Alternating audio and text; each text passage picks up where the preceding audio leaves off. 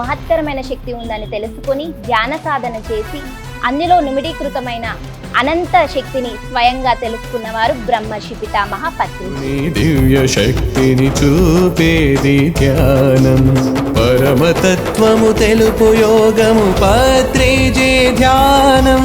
జ్ఞాన ప్రచారమే పరమావధిగా భావించిన విశ్వయోగి పత్రిజీ 2వ ఆరాధనోత్సవములు జూలై 10వ తేదీ నుండి 25వ తేదీ వరకు మన పిఎంసి ఛానల్ వేదికగా ప్రసారం కానున్నాయి.